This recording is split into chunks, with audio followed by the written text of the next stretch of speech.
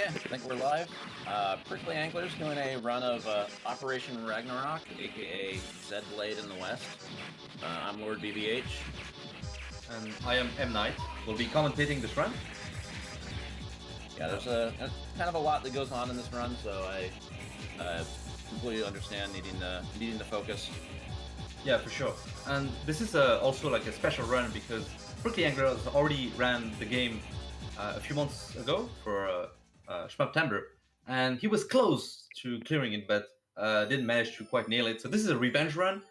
He wants to get a clear alive, and it'll also be with a different weapon combination. I guess we'll see that, like this whole story about weapon combinations.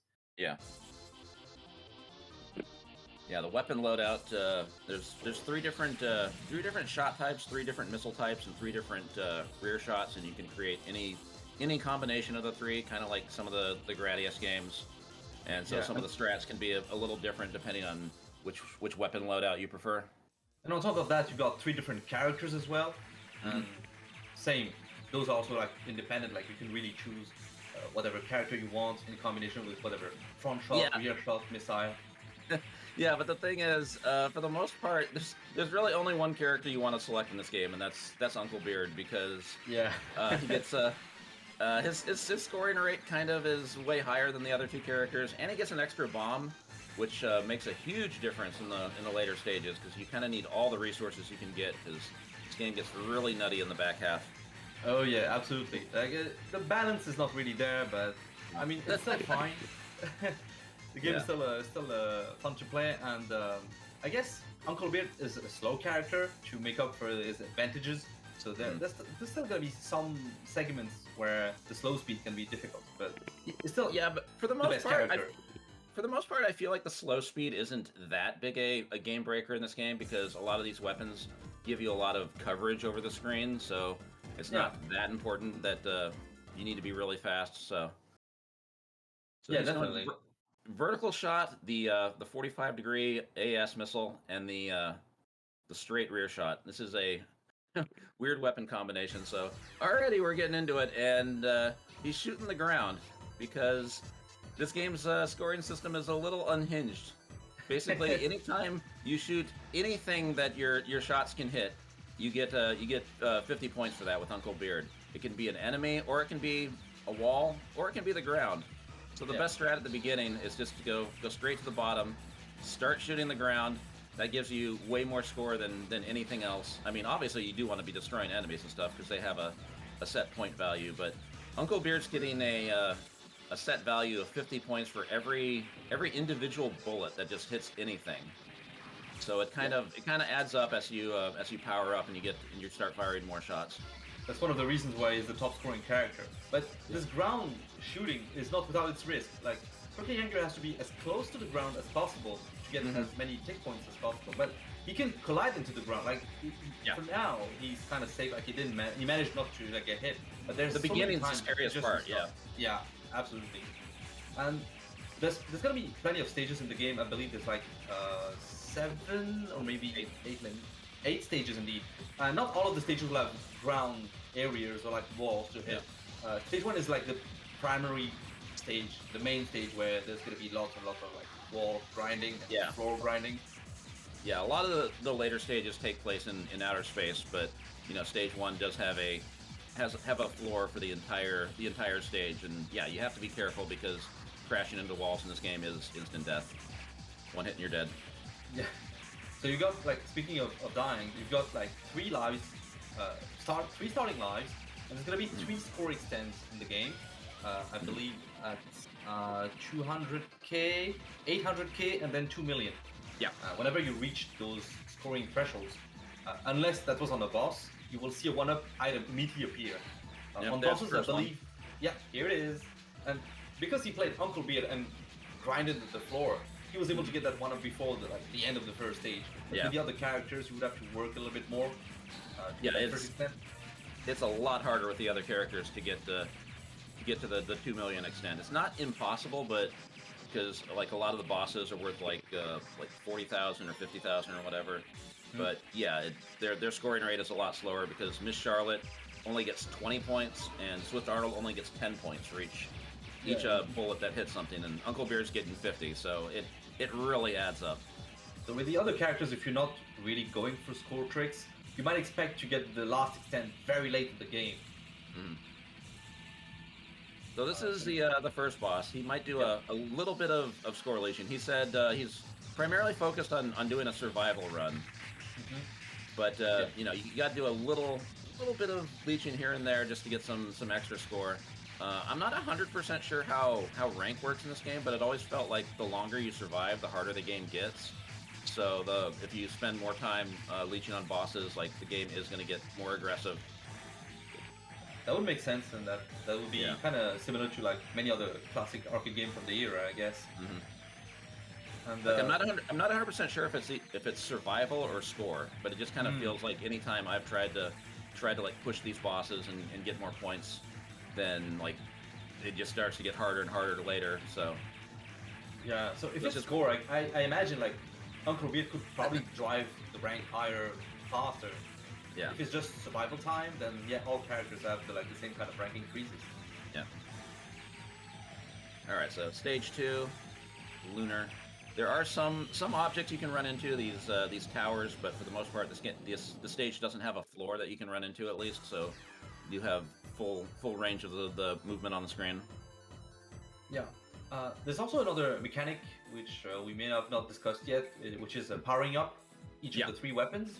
So you may have seen some letters, some items like discs with the P, R, and M on them, and they allow you to power up a specific weapon of your toolset. So for example here, this mid-boss has an R item. So when you defeat it, you already defeated it. You could have milked it a bit, but you decided to just go for the speed game. So you collected that R that increased the power of his rear shot. But if you leave that item uncollected for a little time, it looks like, oh, wow. That was unfortunate. Is he gonna restart? Yeah, I guess he's gonna restart. We're calling a mulligan on that one? Alright. I think we got time. Yeah, for sure. So, as I was explaining, there's these items that cycle through the shot, missile, and rear shots power-ups. So you can kind of choose how to the path to upgrading your weapons, especially in the early game. It can be important. The last run, Prickly Angler had to have enough rear shot power for a specific stage 3 mid boss. But with this weapon configuration, it won't be as big of a deal. So that also influences the weapon configuration you choose also influences how you want to improve and upgrade your weapons, at least in the early game. Because in the later stages, you'll be maxed out. And it's mostly about recovery if you lose a life. Yeah, when you lose a life, it doesn't bring you down to power level 1. It lowers all 3 shot types by 1 level. I think the shots go up to level 4. I think for the front shot, missile, and rear shot. So if you're at level 4, then everything gets brought down to level 3. But when you die, 2 of the letters appear on screen, so you can get 2 of the 3. And the letters do cycle if you let them stay on the screen. It goes from P to M to R and then back to P. And when the letter will hit the left side of the screen and then it'll go back to the right. But if you don't pick it up before it goes off the right side of the screen, then it's just gone forever. Yeah. You also have bombs. You can see the HD there's spinning blue icons at the bottom left corner of the screen. That's the bombs. And as we mentioned earlier, Uncle Beer starts with 4. He has, I guess, seniority advantage or something. I don't know. Yeah. And Prickly Angler just collected another bomb. In true NMK fashion, Operation Ragnarok is quite generous with bomb items. You get quite a decent amount of bombs, and don't be afraid to use them. And there's also going to be some items which are blue capsules, which will upgrade the bombs. Oh, here it is. Yes, indeed.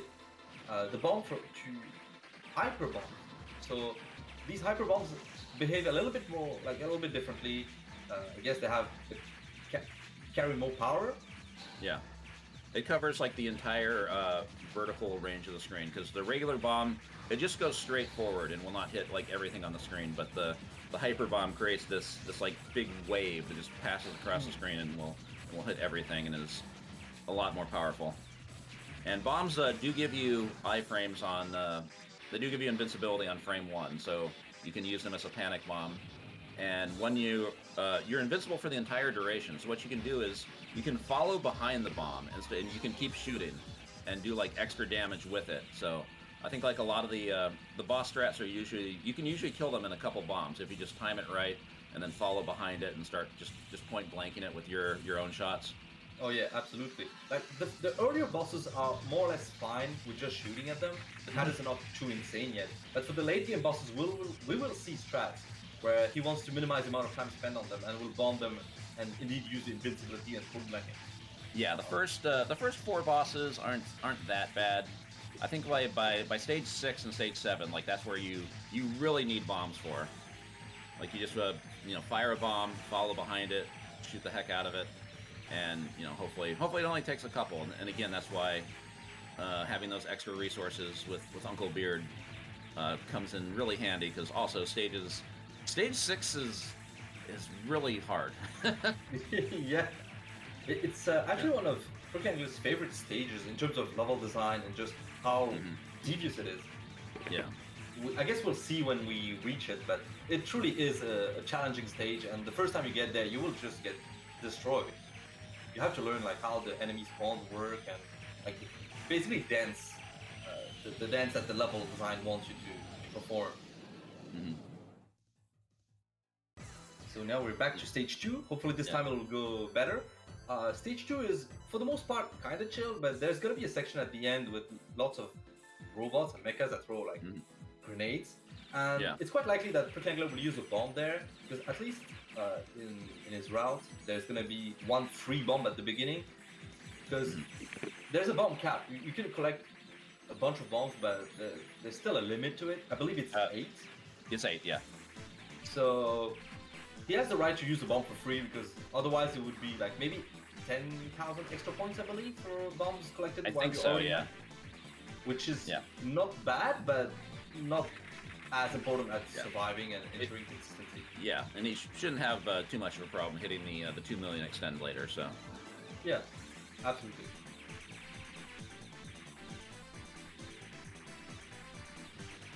Oh yeah, should also be mentioned, this is the only game NMK released on the Neo Geo hardware.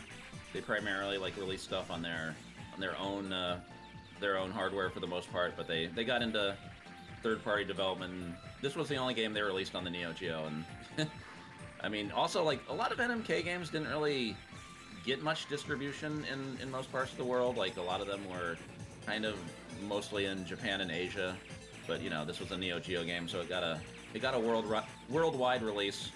But yeah, I didn't really. Yeah, there's the bomb. I didn't really see too many cabinets that had this in the United States, but and even visually speaking, it doesn't seem that much like a Neo Geo game.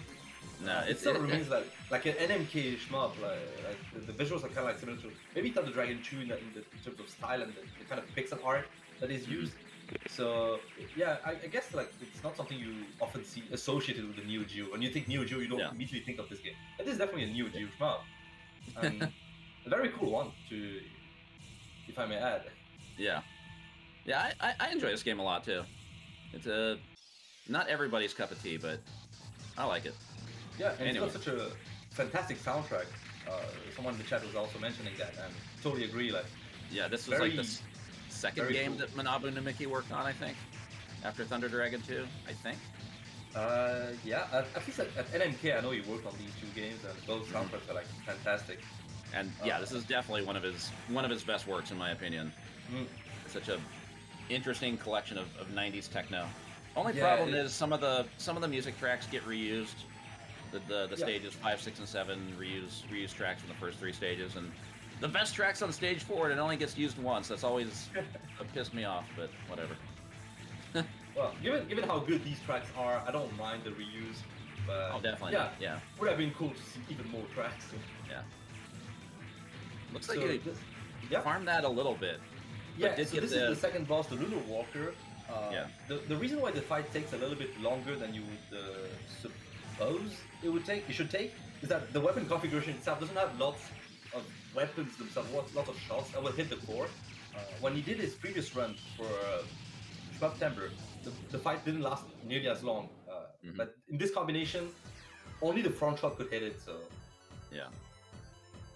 He did get the kill on it. Bosses do time out if you try to leash them for too long, and if they time out, you don't get the bonus for actually killing the boss. He did get the 50,000 there, so it was enough damage to actually kill the boss normally.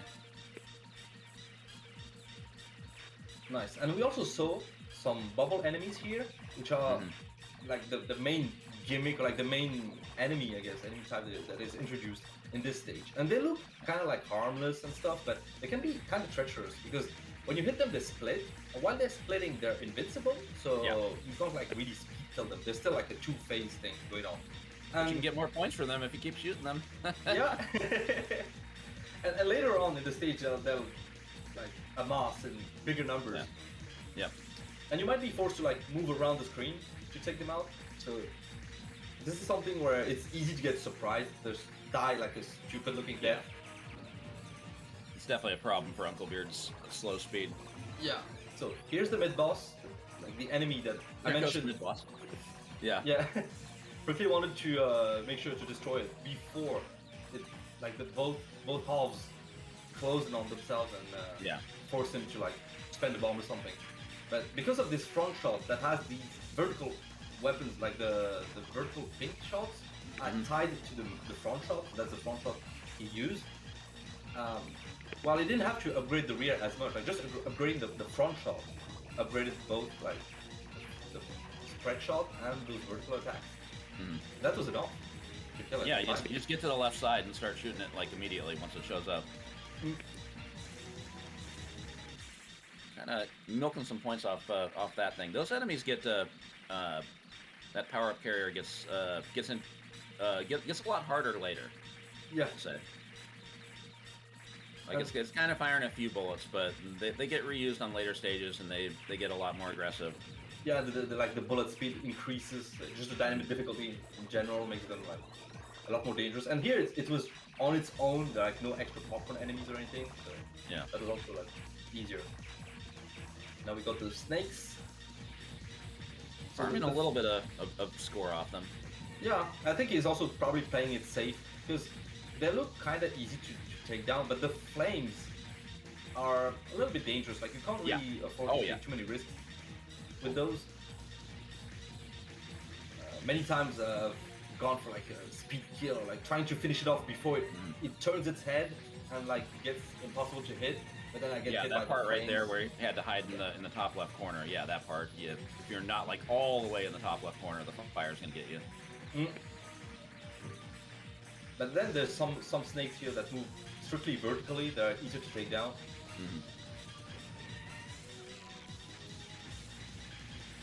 Now the boss of this level, Cosmic Slime.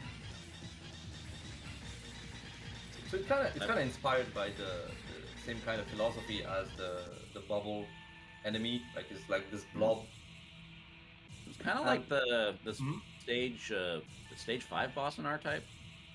Kinda, yeah. It has a similar look. And with this configuration, it's probably one of the safest, or maybe the least unsafe configuration to fight this, because it fires all these destructible bullets, which for now don't look that threatening. But the boss will then start moving around the place, and that's where you can get clipped.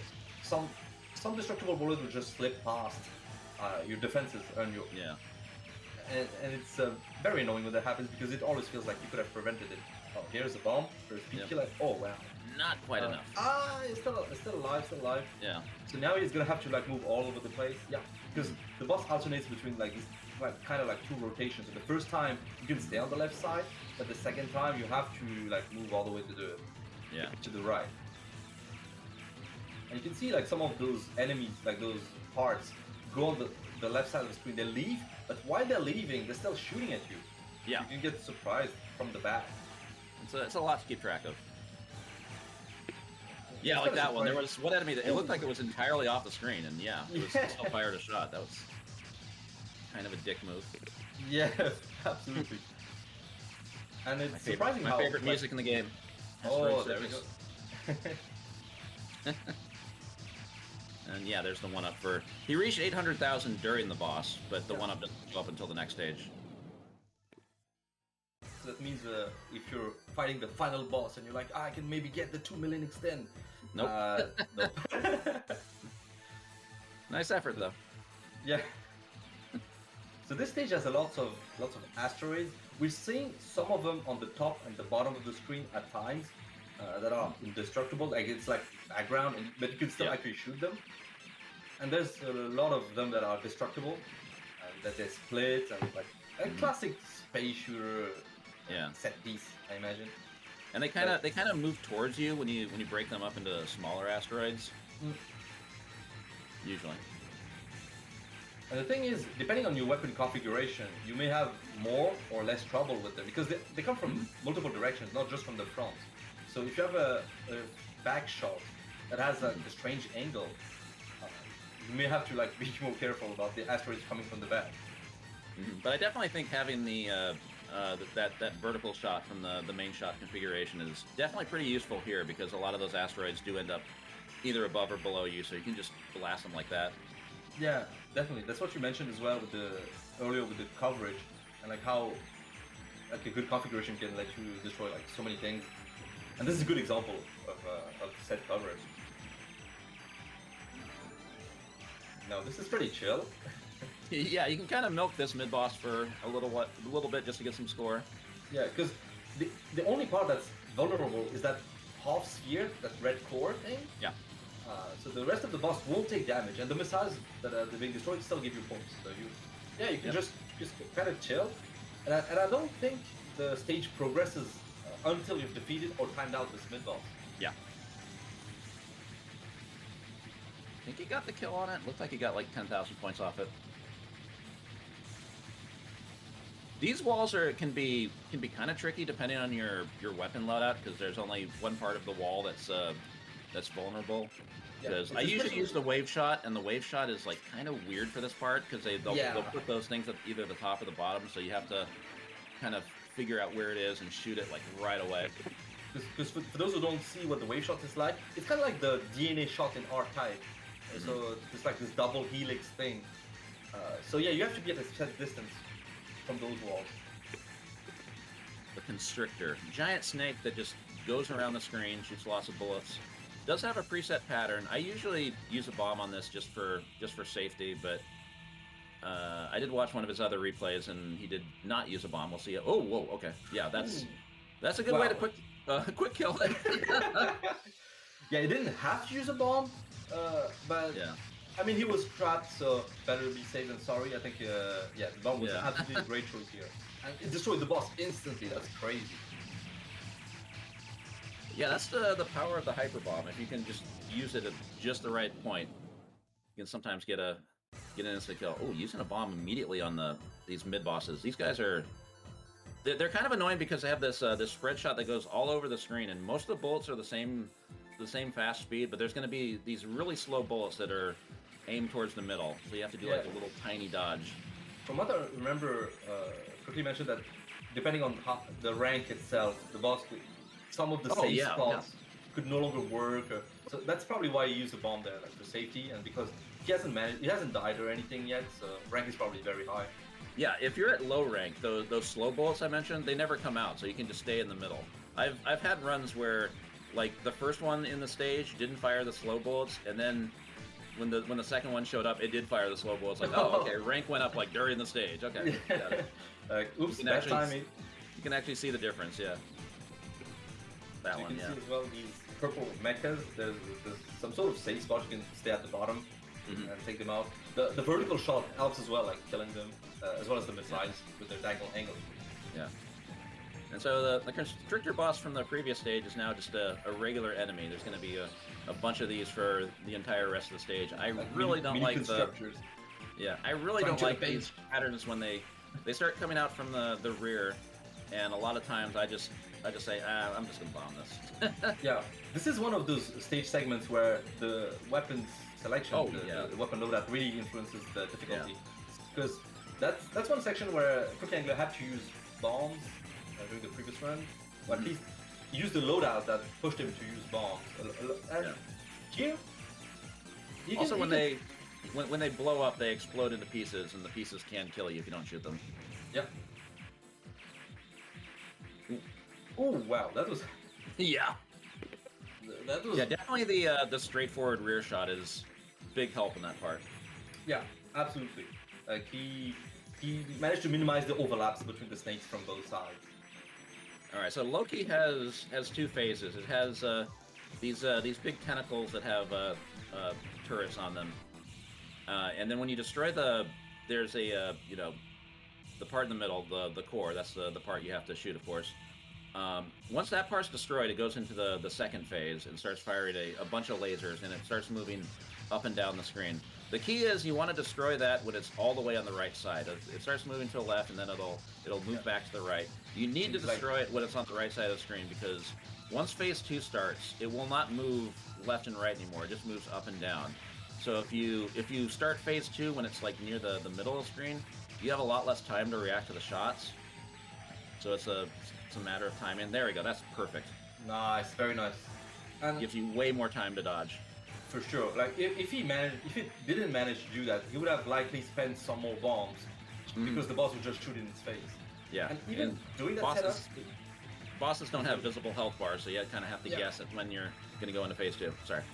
And you can like not shoot and try to like hold off on shooting, but there's asteroids, so yeah, can't stay you at the still top. gotta be careful not to get destroyed by one while you're like going into pacifist mode for like setting up the boss properly. Also had to use a panic bomb there because he was trapped by the asteroid at the top. Yeah, so far so good. Like looking good, yeah. Yeah, 2 panic bombs, but and now we're on to stage 6. Yeah, this is where things really get out of hand. Yeah.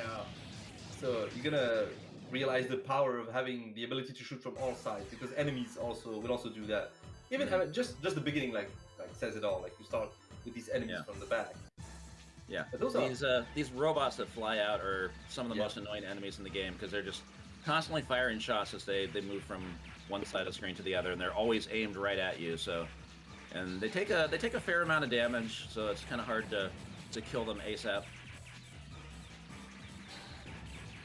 Yeah, and another thing that makes it tricky is that the stage itself, the background, is just space, and there's not a lot of like set pieces or landmarks or anything to like really signal when the robots are going to show up. So you really have to like understand and remember like the formations of enemies.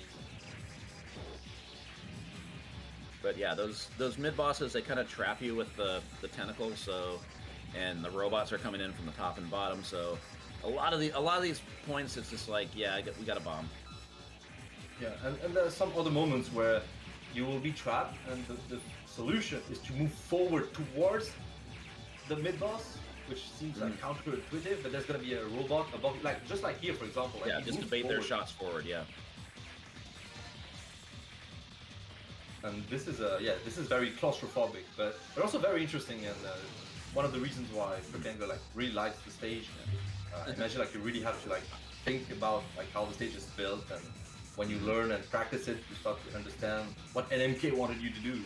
Yeah. Ooh. Well, that's straight shot. Yeah. He had 8 bombs at one point. He's down to 1. Down to 0. This stage it happens. Yeah, it requires so many bombs. You need all these resources.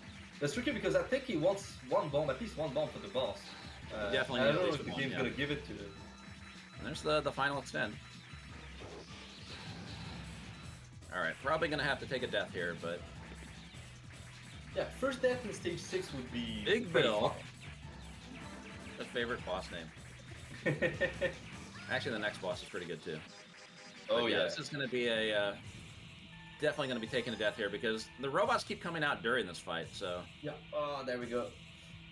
Because the strat is usually to spend 1 or maybe 2 bombs to speed kill the boss, but a third bomb is unfortunately, he's throwing the bombs when the core isn't active. Yeah. But the problem is because he died during the boss fight instead of earlier. His timing is probably like very thrown off. Yeah, and when you die, you lose the hyper bomb. You can still kind of destroy bosses quickly with the normal bomb, but the timing on when he had to use those bombs was he was using them when the core wasn't active, so it wasn't really damaging it. Yeah, which was unfortunate, but yeah. So he had to like change the timing depending on whether he has bomb or hyper bomb. And on Yeah. top of that, there's the fact that he was already in the middle of the fight, and he had to bomb for survival. Yep. First and foremost. Well, stage 7 is pretty rough too. I don't think it's as bad as stage 6, honestly. It's a little bit easier, but by no means easy. You still have these enemies that kind of fire revenge bullets when you shoot them. Yeah. Which, I mean, you don't want to shoot them, but there's other enemies on the screen, so you kind of have to fire, and because, you know, a lot of these loadouts, they cover so much of the screen, you're just going to hit them on accident. And when you shoot them, you push them back, so you keep them on the screen longer. Yeah.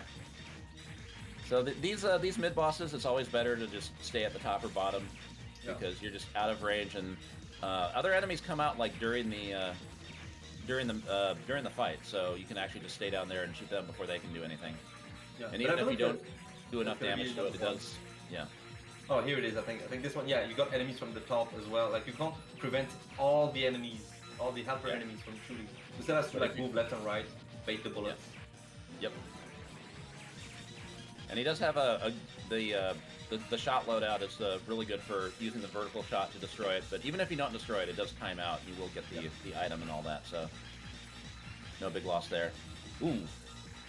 Oh, these worm enemies, they're harder than they look, because the weak point's kind of tough to hit. Like, sometimes your shots will just hit around it. Yeah, and they take and a lot of hits. It's not just the enemies, like the caterpillar stick thing itself as well, but the other helper enemies that shoot some bullets and lead you away from where you should be to destroy that snake. Exactly. And when it leaves, like, it's still leaving some parting shots. Alright, it's got 2 bombs for the boss. That should be enough, I think. I believe so. Insane ship. Now that's the best boss name right there. Insane name for an insane ship. This boss is really annoying because it fires these blue shots that kind of blend in with the background. Yeah, in addition to all the other shots. Because the visibility in that game is, for the most part, pretty good. Like, it's no USAF Mustang, but yeah, they just couldn't help themselves. Wow. Oh, wow.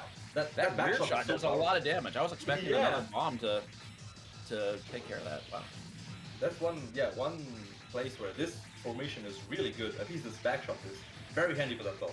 So probably saved him 1 bomb. So the final stage, Valkyrie.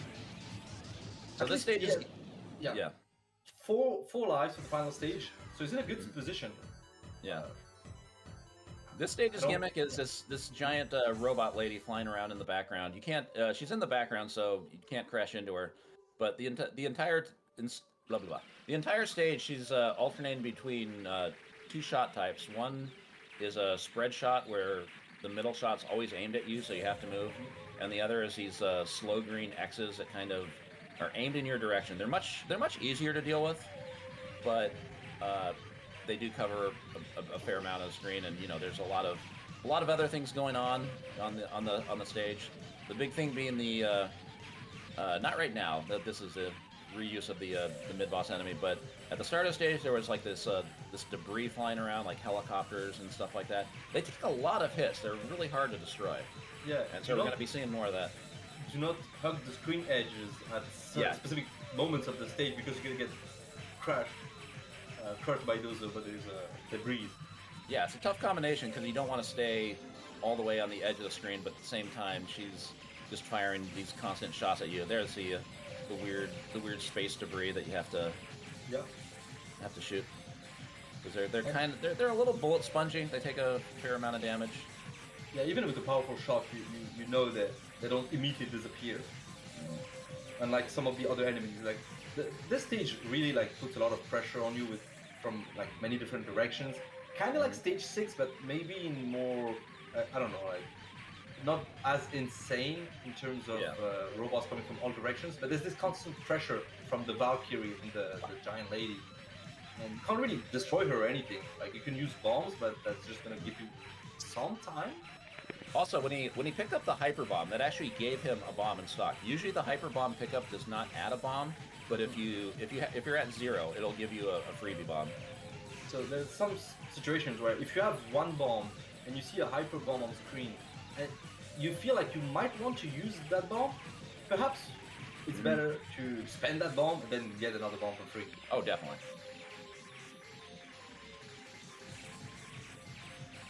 And now he's out of bombs, but still in a good spot. 3 lives. He's looking pretty good. Yeah, for sure. Much better spot than the previous run. So I'm confident. Like a clear is definitely like in the cards right now. Yeah.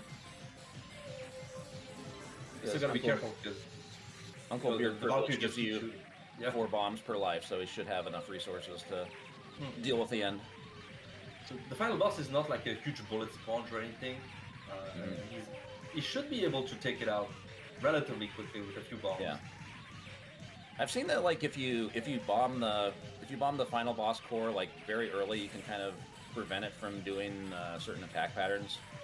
Yeah, like there's that. some strange behaviors. Yeah, like he's just going ham on that final boss. Wow! There we go. 3 lives remaining. That is a wow. It's a nice clear. I don't that think is he well played. He didn't lose any lives on that stage. No. That's crazy. Wow. That was final stage. That's awesome. Yeah. Sick run. GG. Outstanding. Wow, what a revenge run. What a revenge, man. That is a revenge run. 3 lives in reserve is, yeah, give that an ovation.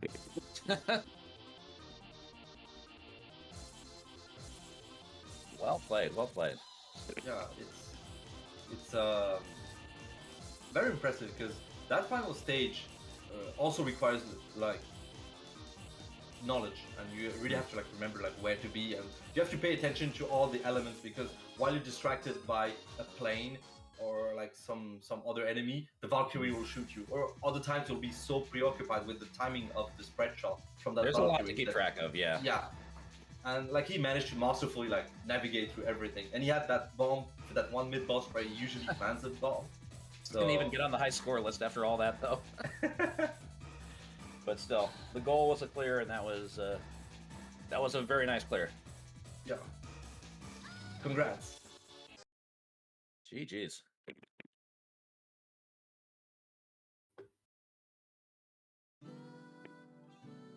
I'm not sure if he's gonna join us for post-run commentary. Yeah.